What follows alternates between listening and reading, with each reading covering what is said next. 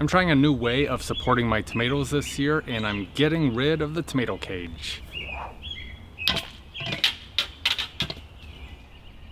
So I'll be using this T-post, some wire, and this purple thing to do what they call the Florida weave system for tomatoes. And could it be the only good thing to come out of Florida? Probably.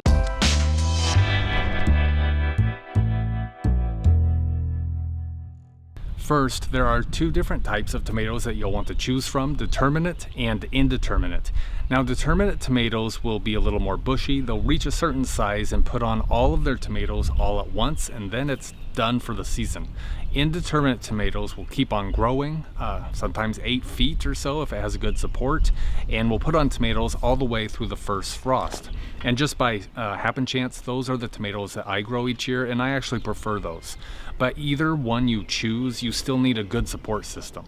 So we probably all started this way with a simple tomato cage that we probably quickly learned is really best just for those tomatoes that are bred specifically to stay small and those that are able to be grown in pots on patios.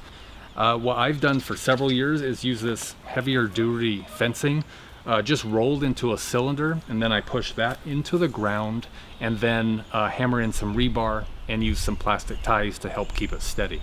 But even with this being a lot sturdier, the tomatoes would still overpower these sometimes in a windstorm and just knock them over. So that's why this is the first time this year that I'm going to try the Florida weave method. The Florida weave is essentially posts or stakes put in the ground in a straight line, and then using string or wire that's weaved around the posts.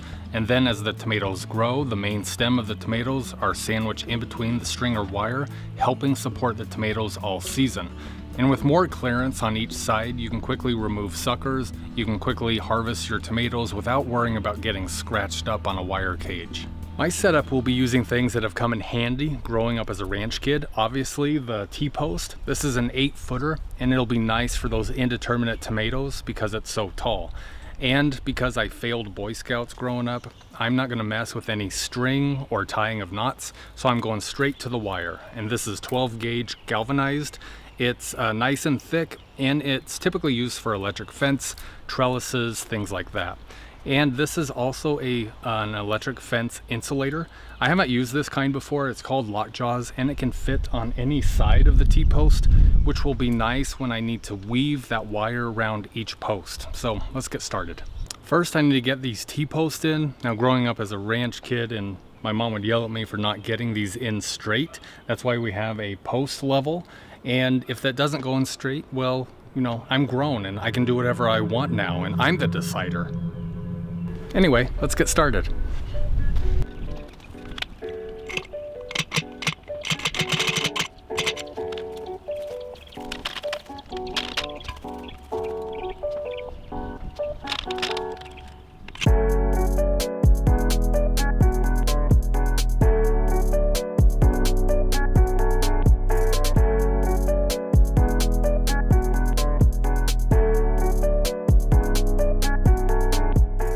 Next, I'll clip on each of these to the post so I can weave the wire through.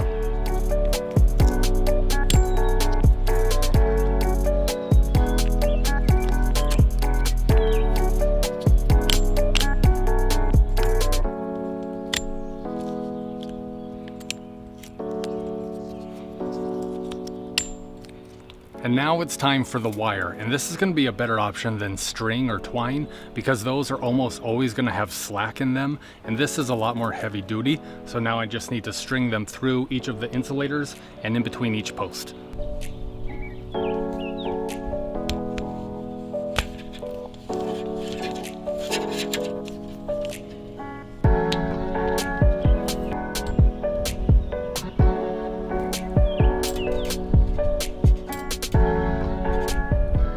So I think this is going to work. My tomato plants are ready to be planted.